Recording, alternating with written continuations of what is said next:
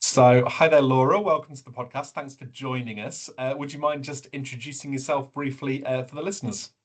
Yeah, sure, no problem. Thanks for having me. I'm Laura Nicholls. I'm the Director of Community Engagement for Stoke City Foundation. And hot news on the grapevine is that you have a new strategy at the foundation, which you launched very, very recently. So, please, could you tell us in brief about the new strategy? Why Stoke City Foundation and why now? Yeah, so I think first things first, we've made a name change.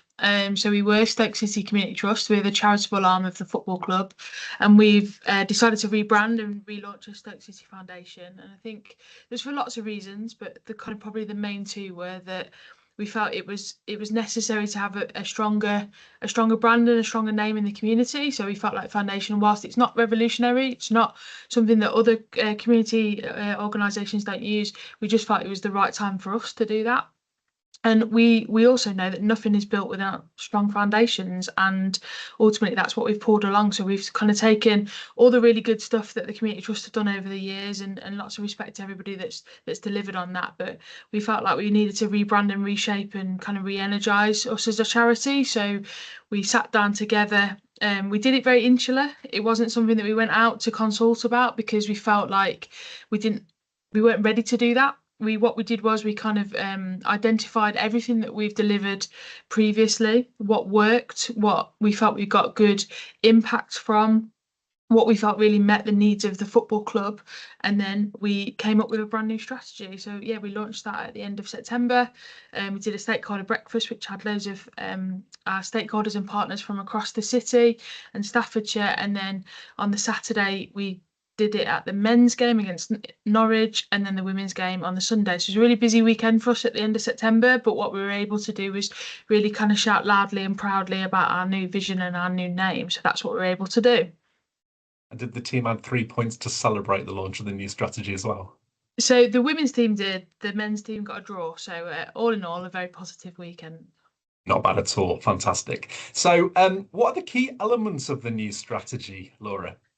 So what we wanted to do, Tom, was create a really defined kind of message. So we've got three kind of vision strap lines, and they are active communities, healthier lives, and united by football. And what we mean by active communities is playing our part to bring communities together and get them active. And that might be through physical activity, but it also might be for them becoming an active community in their space. So, whether we educate them or support them in certain areas, we want to get the community to be active and take our activities to the community and not assume that everybody's going to come to us. So we want to be a little bit more structured in the way that we work.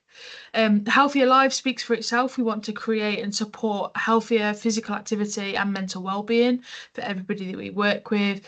And United by Football, because we wouldn't exist without the fabulous football club that we're part of, but also, really importantly, we know our badge stems from way beyond the pitch. We know that our impact can come way beyond whatever happens on a weekend. So we wanted to make sure we did that and we underpinned it. So we've been quite strong with that kind of strap line. That's a lot of the messaging that people would have seen as we launched, and we think that everything that sits behind that will allow us to kind of really evolve. And then from that, we set some kind of key missions and objectives, and we want to work across the city and Staffordshire. And that is ultimately to do a couple of big things. Big thing that we spoke about in the strategy was that we wanted to create a space for communities to come together, and we committed to building a flagship facility in the heart of the city. And that's something that is a really exciting project for us. It's something that's going to be a huge focus for us um, as we move forward and give us the opportunity to really create something really special. I think where we can do all of our activities, deliver from, it'll become our home. The kind of plan is that we would relocate there as a charity. So we'll still have a base at the Bet365 Stadium, but we would create a flagship facility in the city. And that's definitely the thing that landed really well. It's definitely the thing that was people were really excited about. And then underpinning all that, we want to make sure that we educate people on the benefits of a healthy lifestyle and try and positively impact people's physical and mental well-being. But so we made some quite bold statements in the strategy. I think it's our job now is to start to pull that together and show how we can impact that and measure that. So that's the work that we've started to do since the end of September.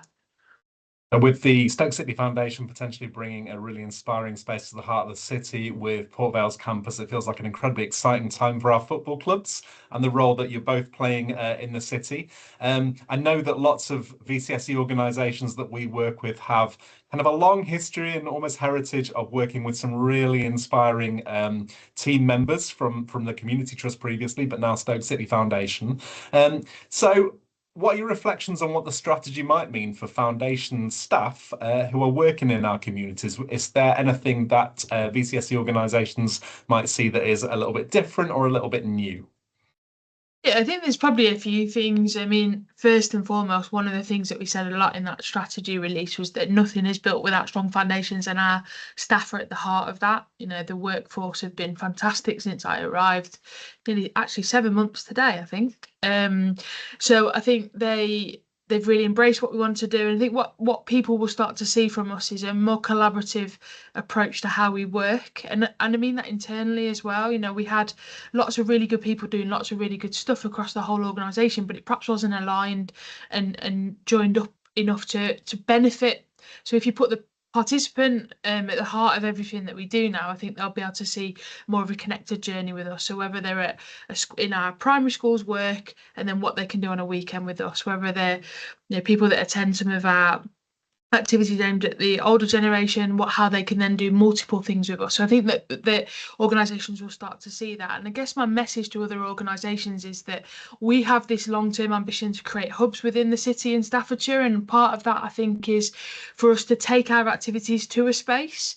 And deliver a multitude of activities. So rather than us trying to be quite scattergun about where we work, we want to be a lot more strategic, go to a geographical location and have an impact in that community. And I see us being able to work with lots of organisations across the voluntary sector that can help us do that. So if there are organisations with community hubs or anything like that, then I'd be really keen to talk to them to see if we can bring some of our activities to them and work alongside them.